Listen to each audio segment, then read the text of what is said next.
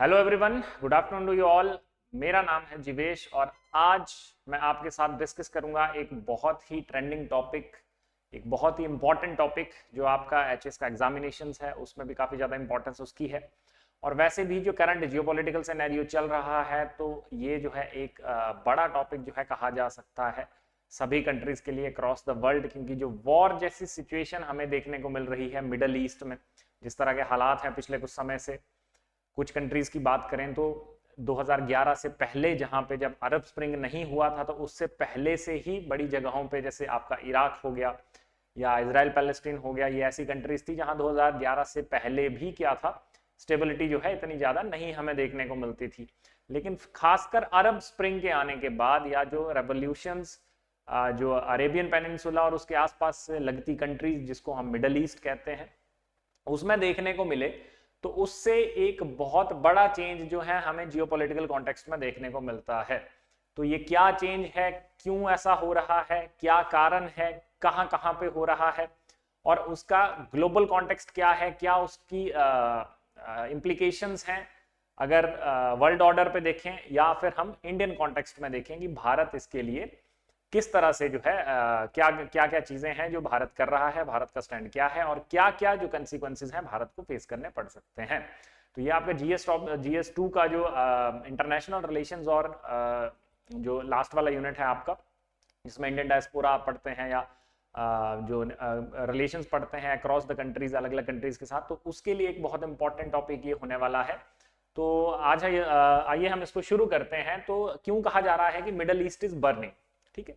तो middle east is burning का मतलब यही है कि जो आप सिचुएशन देख रहे हैं मिडल ईस्ट में, जैसे अभी हाल में ही जो लेटेस्ट एग्जांपल की अगर मैं बात करूं तो सीरिया में जिस तरह से जो वहां पे जो रेबल्स थे उन्होंने जो तख्ता पलट किया, या एक तरह से तख्ता पलट भी नहीं कहेंगे, जो वहां के राष्ट्रपति थे बशर अल असद, उनको जिस तरह से कंट्री से भागने पर मजबूर कर दिया। वो अभी रशिया में है, वहां पे शेल्टर लिया हुआ है उन्होंने अपनी फैमिली के साथ। और सीरिया जो है इस टाइम पे एक ओपन बैटल ग्राउंड जो है वो बना हुआ है। तो वो इसका लेटेस्ट एग्जाम्पल हो सकता है, या उससे पहले भी आप देखें पिछले कुछ महीनों में जिस तरह से जो आपका ये है इजराइल है और जो पैलेस्टीन है उनके बीच जो सिचुएशंस है पिछले कुछ समय से, या फिर हम देखें दूसरी कंट्रीज में। तो एक बार इनको शुरू करते हैं किस किस तरह से क्या क्या चीजें हैं अलग अलग कंट्रीज में, उन पर बात करेंगे। लेकिन सबसे पहले जो हमारी एक चीज है समझने वाली यहाँ पे कि मिडल ईस्ट है और एक वेस्ट एशिया, ये दो टर्मिनोलॉजीज हैं जिन पे हम अक्सर बात करते हैं। So what is Middle East and what is West Asia basically.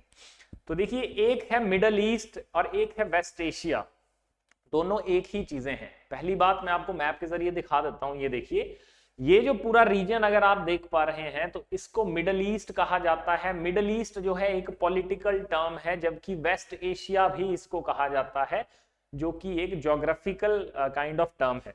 अगर ज्योग्राफी के हिसाब से हम इसको देखें तो ये एशियन जो कॉन्टिनेंट है, जो सबसे बड़ा कॉन्टिनेंट है, उसका वो पार्ट है जो कि वेस्ट वर्ड आता है एशिया के, ठीक है। अब मिडल ईस्ट इसको अगर हम देखें तो जो बेसिकली वेस्टर्न कंट्रीज जिनको हम कहते हैं, या जो वेस्ट जिसको हम कहते हैं, तो वेस्टर्न कंट्रीज द्वारा ये जो बेसिकली ओवर द इयर्स जो पॉलिटिकल एक टर्मिनोलॉजी थी वो जो इवॉल्व हुई, ठीक है, तो उन्होंने इसको मिडल ईस्ट कहना शुरू किया। इसको हम ज्योग्राफी से भी लिंक कर सकते हैं, बिकॉज ये वाला जो रीजन है अगर इसको वर्ल्ड मैप पे देखा जाए तो ये लगभग सेंटर में पड़ता है पूरे वर्ल्ड के, और वेस्टर्न कंट्रीज के लिए ये ईस्ट डायरेक्शन में लोकेटेड है। तो मिडल ईस्ट और वेस्ट एशिया दोनों टर्मिनोलॉजी का डिफरेंस है। बाकी ये जो आपका पूरा रीजन है अगर आप इसको देखेंगे इसमें कौन कौन सी कंट्रीज हैं, तो यहां से शुरू करते हैं। ईरान हो गया, इराक हो गया, सीरिया हो गया, आपका लेबनान हो गया, पैलेस्टीन हो गया, and this what we call it Israel हो गया, यहाँ पे सऊदी अरेबिया हो गया, यूएई हो गया, ओमान हो गया, यमन हो गया, ये सारी कंट्रीज, और यहाँ पे छोटी छोटी कंट्रीज हैं, कतर है, कुवैत है, ये सारी मिलकर जो है क्या बनाती हैं, मिडल ईस्ट और वेस्ट एशिया को बनाती हैं। अब हम बात करेंगे कि मिडल ईस्ट और वेस्ट एशिया में हो क्या रहा है। तो देखिए, लेटेस्ट एग्जांपल जो मैं आपको बता रहा था अभी कि सीरिया में हमें देखने को मिला।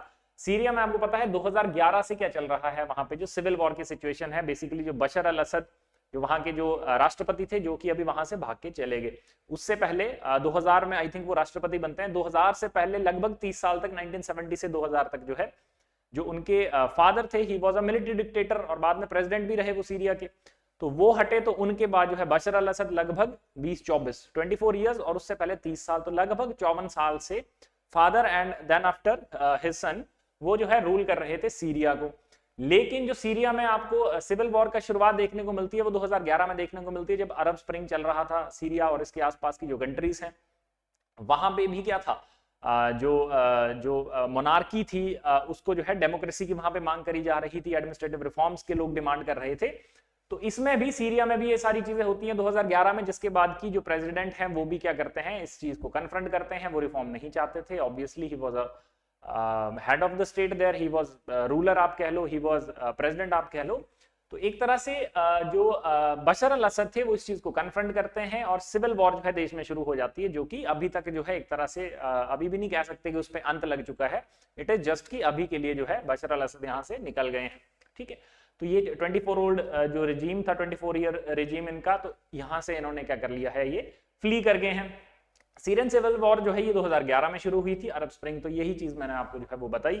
तो ये तो है केस सीरिया का। सीरिया के बाद अगर हम बात करें तो आप यहाँ पे देखेंगे तो मिडल ईस्ट में और बहुत सारी ऐसी कंट्रीज हैं जहां पे the countries which are under constant conflict over the years, right. तो जैसे सबसे पहले यहाँ पे देखिए आप मैप के उससे आप ज्यादा अच्छे से समझ पाएंगे। यहाँ पे एक कंट्री आती है गल्फ ऑफ एडन के साथ लगती है, दैट इज यमन। तो यमन जो है यहाँ पे भी सिविल वॉर की सिचुएशन 2014 के बाद से एक तरह से जो है देखने को मिल रही है। जो गवर्नमेंट है तो पैरेलल गवर्नमेंट्स यहाँ पे एक तरह से आप कह लें कि काम कर रही हैं। जो हौती रेबल्स हैं, हौती रेबल्स की समस्या, अब इनको हम बहुत ज्यादा इन डिटेल डिस्कस नहीं करेंगे। हमारा जो टॉपिक है वो एज अ होल डिस्कस करना है, किसको, मिडल ईस्ट को। तो हौती रेबल्स जो हैं वो एक बहुत ही बड़ा जो है कि यहाँ पे रेबल ग्रुप है, उसको टेररिस्ट ग्रुप कह दिया जाता है, जो कि यहाँ की जो गवर्नमेंट है उसको जो है वो रिकॉग्नाइज नहीं करते हैं और एक पैरेलल गवर्नमेंट यहाँ पे रन करते हैं। ठीक है, तो जो इंटरनेशनली रिकॉग्नाइज्ड गवर्नमेंट है उसको जो है वो नहीं मानते हैं। तो यहाँ पे इसकी वजह से दोनों जो ये गुट एक तरह से अगर मैं कह लूं तो इनकी वजह से 2014 और उसके बाद से यमन में जो है जो इंस्टेबिलिटी है वो बहुत ज्यादा क्रिएट हुई है। बहुत ज्यादा हथियारों का जो है वहां पे यूज किया गया है, बहुत सारे लोगों की जानें गई हैं। ठीक है, और जो इकोनॉमिक जो एक तरह से आप कह लें प्रॉस्पेरिटी है वो खत्म हो चुकी है, लोग परेशान हैं। तो यमन एक इसका बहुत बड़ा एग्जाम्पल है मिडल ईस्ट से इंस्टेबिलिटी का। उसके अलावा इराक का आप देखें तो इराक, ऑब्वियसली इराक तो हमेशा से ही 2003 में जब यूएस जो लेड जो कोलिशन था उन्होंने अटैक किया था WMD होने के शक पे इराक पे, तो उसके बाद से इराक जो है एक सिविल वॉर जो है वो एक तरह से देख रहा है। फाइनली 2011 में जो है वो खत्म हो जाता है। लेकिन 2011 के बाद आईसिस, आपको पता है एक आज से 10, 12, 15 साल पहले आईसिस जो है, ISIS भी इसको कहा जाता था, ये एक जो टेरर ग्रुप था, तो ये वहां पे ओरिजिनेट होता है। वहां की जो बहुत सारा एक जो टेरिटरी है इराक की उसको जो है ये कंट्रोल करते हैं, वहां से लोगों को रिक्रूट करते हैं और वायलेंस फैलाते हैं, राइट। तो आईसिस तो हाउएवर अभी तो अपने लास्ट ही स्टेज पे है, लगभग खत्म हो चुका है, लेकिन स्टिल उसके जो रेमिनेंट्स हैं, स्टिल जो छोटी मोटी डिस्टर्बेंसेस हैं आईसिस से रिलेटेड जो ग्रुप्स हैं वो अभी भी जो है इस तरह की ऑर्गेनाइजेशंस को वहां पे खड़ा करना चाहते हैं, और इस वजह से इराक अभी तक जो है उससे उबर नहीं पा रहा है। तो ये एक बहुत बड़ा चैलेंज है इराक में। लेबनान की हम बात करें तो लेबनान अगर आप देखेंगे यहाँ पे लोकेशन इसकी, तो ये आपको लेबनान यहाँ पे कंट्री देखने को मिलेगी, this is your Lebanon.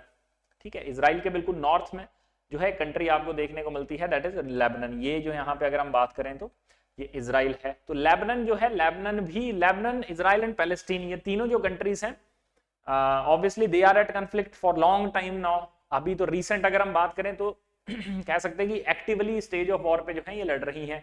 Israel और पैलेस्टीन के बीच में जो वेस्ट बैंक और गाजा का जो झगड़ा है, या फिर जो लेबनान में जो ईरान सपोर्टेड जो टेररिस्ट आउटफिट है हिजबुल्ला, तो वहां से जो एक तरह से जो वॉर डिक्लेरेशन है टुवर्ड इजराइल, और इजराइल भी उसको रिटेलिएट करके जो है चीजें वहां पे हो रही हैं, तो वो एक तरह से क्या है पूरे रीजन को अनस्टेबल कर रहा है। बॉम्ब ब्लास्ट हो रहे हैं, जैसे अभी आपने वो पेजर अटैक वाला अगर आपको पता है लेटेस्ट जो इंसिडेंट था कि पेजर से जो है वहां पे जो है हजारों लोग जो है वहां पे वो पेजर के धमाके से जो है इजराइल के वो मर गए। तो इस तरह की सारी चीजें हैं। बाकी आजकल के जिस तरह के जो हाईटेक वेपन्स हैं उनका इस्तेमाल होना और सारी चीजें होना, तो ये कहीं ना कहीं क्या करता है, आपका जो सोशल और इकोनॉमिक जो लॉसेस हैं वो इसमें बहुत ज्यादा देखे जाते हैं। तो ये सिचुएशन अभी के लिए मिडल ईस्ट की है। हो सकता है आपको पेपर में ये पूछें कि मिडल ईस्ट की जो अलग अलग कंट्रीज हैं तो उनमें कन्फ्लिक्ट क्या क्या है, किस किस के बीच में कन्फ्लिक्ट है, तो वहां पे आपको ये हेल्पफुल हो सकता है। फिर हम बात करेंगे कि वेस्ट एशिया या मिडल ईस्ट ये इंपॉर्टेंट है क्यों, क्यों हम इतना पढ़ते हैं वेस्ट ईस्ट, ये अपना वेस्ट एशिया और मिडल ईस्ट, इसको कुछ भी कह लें आप। जैसे मैं अगर बात करूं तो मैं मिडल ईस्ट कहूंगा, तो मिडल ईस्ट के लिए को हम इतना ज्यादा क्यों पढ़ रहे हैं, क्या इसकी ऐसी इंपॉर्टेंस है कि मिडल ईस्ट में स्टेबिलिटी या वेस्ट एशिया में stability that is very very very much mandatory for the world, not just for India. तो ऐसा क्यों है, तो इसके कुछ अगर हम कारण देखते हैं तो देखिए इसका सबसे पहला कारण है, या आप मेरे सामने मैप देख सकते हैं, ये जो है मैप है आपका मिडल ईस्ट का। तो देखिए ये पहली चीज है कि ये एनर्जी रिसोर्सेज से रिच रीजन है, ये पूरा ये वो रीजन है वर्ल्ड का जहां पे अगर हम जो पेट्रोलियम जो रिसोर्सेज हैं, जो ऑयल रिसोर्सेज हैं उनकी बात करें तो 48% ऑफ द ऑयल रिसोर्सेज, और नेचुरल गैस की बात करें तो लगभग 43% ऑफ द नेचुरल गैस पूरे वर्ल्ड की आपको कहां देखने को मिलेगी, इसी रीजन में देखने को मिलेगी। Saudi Arabia, Yemen, Iran, Kuwait, Qatar, Iraq, Syria, ये वो रीजन है जो कि एक हाईली जो फॉसिल फ्यूल्स जिनको हम कहते हैं तो उसमें बहुत ज्यादा रिच है, और वर्ल्ड की मोस्ट ऑफ द हाफ से ज्यादा 50% से ज्यादा जो ऑयल डिमांड है, नेचुरल गैस की डिमांड है, उसको सिर्फ और सिर्फ यही एक रीजन है जो क्या करता है, फुलफिल करता है। तो एनर्जी रिसोर्सेज पे जो है डिपेंडेंस है वर्ल्ड की बहुत ज्यादा। तो इस रीजन में स्टेबिलिटी होने का मतलब है कि जो एनर्जी रिसोर्सेज हैं वो आपको इजीली अवेलेबल होंगे। यहाँ पे अगर वॉर की सिचुएशन होती है तो वॉर की सिचुएशन में आप देखते हैं क्रूड ऑयल के प्राइसेस हैं या दूसरे पेट्रोलियम प्रोडक्ट्स हैं वो महंगे हो जाते हैं, फूड आइटम्स हैं वो महंगी हो जाती है। तो ऐसे जो चीजें हैं उनसे बचने के लिए stability in the middle east is very important, क्योंकि इसमें एनर्जी रिसोर्सेज बहुत ज्यादा हैं, जो पहला रीजन है। दूसरा अगर हम बात करें तो वो आता है इसकी स्ट्रेटेजिक लोकेशन। तो स्ट्रेटेजिक लोकेशन से आप क्या समझते हैं, अब अगर आप इसको देखेंगे इस पूरे मैप को आप देखेंगे मिडल ईस्ट की, तो यहाँ पे आप देखेंगे ये स्ट्रेट ऑफ हॉर्मुज है, ठीक है, ये आपका अरेबियन सी है, यहाँ पे गल्फ ऑफ एडन से होते हुए यहाँ पे एक छोटी सी स्ट्रेट और है बबल मंडप स्ट्रेट, ठीक है। फिर रेड सी को क्रॉस करके यहाँ पे इजिप्ट और जो अरेबियन पेनिनसुला है उसके बीच में एक कैनल है जिसको सुएज कैनल कहा जाता है, जो कि एक बहुत इंपॉर्टेंट, ये पूरा ही जो मैंने ये रूट बताया आपको, ये जो पूरा रूट है this is the most important trade route for the world. यहां से जो 70% से ज्यादा ट्रेड है वो पूरे वर्ल्ड का कहां से होता है इसी रूट से होता है, रेड सी के थ्रू होता है, सुएज कैनल से होता है, या ये जो स्ट्रेट्स हैं, बबल मंडप स्ट्रेट हो गया, नॉर्थ में अगर देखें गल्फ ऑफ ओमान है। तो ये कुछ इंपॉर्टेंट स्ट्रेटेजिक लोकेशंस हैं जहां से जो ट्रेड है पूरे वर्ल्ड का वो चलता है। तो अगर इस रीजन में बॉम्बिंग हो रही है, इस रीजन पे मिसाइल्स आ रही हैं, इस रीजन में जो है वो मिलिटेंट्स हैं, इस रीजन में जो है वो हम कह सकते हैं कि जो स्टेबिलिटी नहीं है, तो obviously that is going to impact your economy. Globally अगर हम बात करें तो ग्लोबली वो क्या करेगा, उस चीज को इंपैक्ट करेगा। तीसरा अगर हम देखें तो वो आ गया हिस्टोरिकल सिग्निफिकेंस। अब देखो ये वो वाला रीजन है, जैसे अभी अगर हम बात करें मिडल ईस्ट की, तो हिस्टोरिकली मिडल ईस्ट को वो रीजन कहा जाता है जो कि कंट्रोल में था किसके, ऑटोमन एम्पायर के। जो एंशिएंट एम्पायर था ऑटोमन का, मिडाइवल पीरियड तक रहा, उसके बाद जो है खत्म हो गया। तो ऑटोमन एम्पायर के अंडर ये पूरा रीजन आता था, ये टर्की से लेके पूरा ये सारा जो अरेबियन पेनिनसुला और इसके आसपास का रीजन। तो हिस्टोरिकली ये बहुत इंपॉर्टेंट है because it is home to some of the ancient civilizations of the world. जैसे आप यहाँ पे देखते हैं इजिप्शियन सिविलाइजेशन इसी का पार्ट है। आपका यहाँ पे जो पर्शियन सिविलाइजेशन थी जिसको ये कहा जाता था ईरान में, मेसोपोटामियन सिविलाइजेशन जो थी वो इस रीजन में जो है फ्लरिश करती थी। तो एक तरह से हिस्टोरिकली अगर देखें और कल्चरली अगर हम देखें तो ये बहुत रिच रीजन है। तो यहाँ पे अगर डेवस्टेशन किसी तरह की देखने को मिलती है, किसी तरह का जो हथियारों का प्रयोग देखने को मिलता है इस रीजन में, जो इंस्टेबिलिटी है वो देखने को मिलती है, तो ऑब्वियसली वो हिस्टोरिकल पर्सपेक्टिव से भी क्या है, एक बुरी चीज कही जा सकती है। नेक्स्ट आ गया रिलीजियस इंपॉर्टेंस। ये एक बहुत बड़ा मुद्दा है। इस रीजन में कन्फ्लिक्ट का भी एक बहुत बड़ा मुद्दा है कि ये जो पूरा रीजन है, ये जुडाइज्म हो गया, क्रिश्चियनिटी हो गया, इस्लाम हो गया, 3-4 अलग अलग रिलीजन्स के लिए बहुत इंपॉर्टेंट वैल्यू होल्ड करता है, ठीक है। अब आप इधर ही देख लें, अगर ये देखिए ये इजराइल है, इजराइल और पैलेस्टीन है, यहाँ पे इनके बीच में जो जेरूसलम है जो कैपिटल है उसके पीछे लड़ाई है, जो कि एक रिलीजियस मुद्दा है। बाकी अगर यहाँ पे देख लें कि इसकी रिलीजियस इंपॉर्टेंस क्या है, तो देखिए मदीना यहाँ पे सऊदी अरेबिया में, और मक्का ये जो है इस्लाम के लिए, इस्लाम का धर्म को मानने वालों के लिए बहुत इंपॉर्टेंट जो है प्लेसेस हैं, सेक्रेड प्लेसेस हैं। हज पे लोग हजारों मुस्लिम जो है, हजारों भी कम कह रहा हूँ, लाखों मुस्लिम तो भारत से ही और अलग अलग देशों से करोड़ों में लोग जो है यहाँ पे क्या करते हैं, विजिट करते हैं। तो किसी भी तरह की इंस्टेबिलिटी यहाँ पे क्या है, जो उसकी रिलीजियस इंपॉर्टेंस है उसको क्या करती है, हैम्पर करती है। इस रिलीजियस इंपॉर्टेंस की वजह से इन कंट्रीज में टूरिज्म आता है, ये फ्लरिश करती हैं, यहाँ पे लोग आते हैं, तो वो सारी चीजें भी जो है क्या है यहाँ पे खराब हो जाती हैं। जियोपॉलिटिकल पावर प्ले की बात करें तो अब यहाँ पे देखिए बहुत सारी कंट्रीज ऐसी हैं जो कि प्रॉस्पर हैं, प्रॉस्पेरस हैं, इकोनॉमिकली प्रॉस्पेरस हैं। सऊदी अरेबिया ले लें, यूएई ले लें, these are these countries include some of the best modern cities in the world right now। तो यहाँ पे जब इतना ज्यादा इकोनॉमिक प्रॉस्पेरिटी होगी, पैसा होगा, तो जियोपॉलिटिकल जो सिनेरियो है उसमें इनकी इंपॉर्टेंस भी बढ़ जाती है। ठीक है, अब जैसे सऊदी अरेबिया के आप रिलेशंस देखेंगे बड़ी बड़ी कंट्रीज के साथ, जैसे यूएस हो गया, इंडिया हो गया, तो everyone has a good relationship with them. Region because of just कि ये जियोपॉलिटिकली बहुत इंपॉर्टेंट है, दे आर इकोनॉमिकली प्रॉस्परस, दूसरा उनके पास रिसोर्सेज बहुत ज्यादा हैं।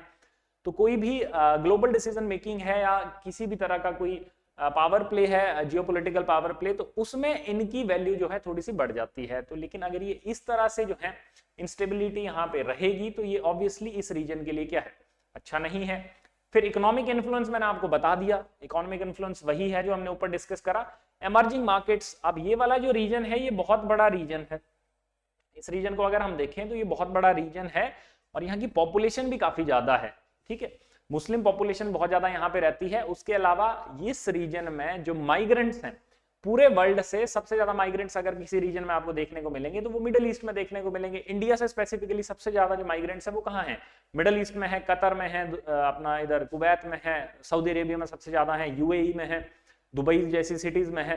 तो ये वाला रीजन जो है क्या है, मार्केट के हिसाब से देखा जाए तो इमर्जिंग मार्केट्स है, जो नई नई टेक्नोलॉजीज हैं, इनोवेशंस हैं, वो यहाँ पे हमें देखने को मिल रही हैं। तो ये जो है एक बहुत ज्यादा इंपॉर्टेंट चीज है इस रीजन के लिए।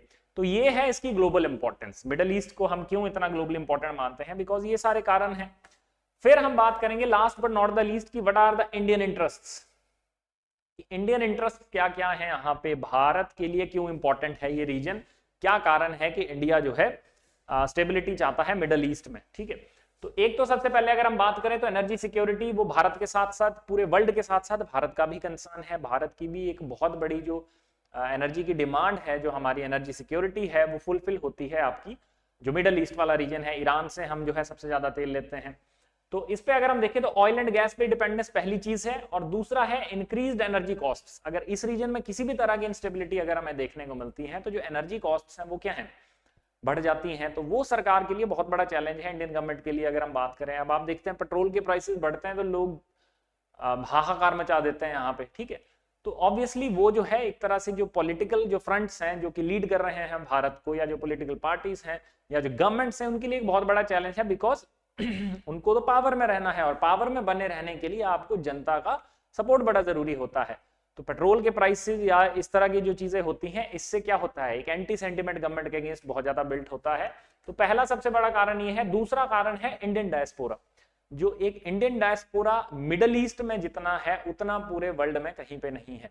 लगभग हर कंट्री में जो है लोग, भारत के लोग जो है वो रहते हैं, लेकिन एम्प्लॉयमेंट और रेमिटेंसीज के मामले में अगर देखें तो मिडिल ईस्ट सबसे पहले आता है।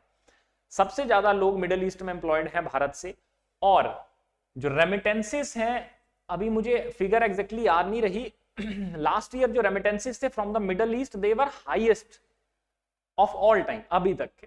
ठीक है, तो वहां से जो रेमिटेंसेस हैं और जो सेफ्टी ऑफ जॉब्स है और जो रेमिटेंस फ्लो है, वो रीजनल इंस्टेबिलिटी क्या करती है, उन सारी चीजों को खराब कर देती है। अगर वहां पे वो सब कुछ नहीं होगा, अनस्टेबल होंगी कंट्रीज, अनस्टेबल होंगी, तो वहां पे नहीं जाएंगे, वहां पे लोग जॉब्स के लिए नहीं जाएंगे, जो इंडियन जो माइग्रेंट्स हैं वो नहीं जाएंगे।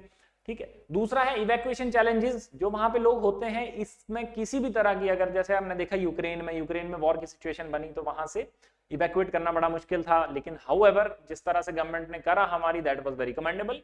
लेकिन चैलेंज तो फिर भी है, इवैक्यूएशन में चैलेंज होता ही है। कहीं तो मिसाइल्स आ रही हैं, पूरा वॉर की सिचुएशन बनी है, वहां से आपने अपने लोगों को निकालना है।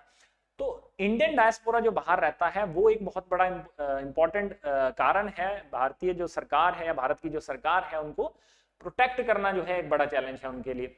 तो ट्रेड एंड इकोनॉमिक रिलेशंस अगर हम देखें तो डिसरप्शन इन ट्रेड जो है क्रिएट होती है।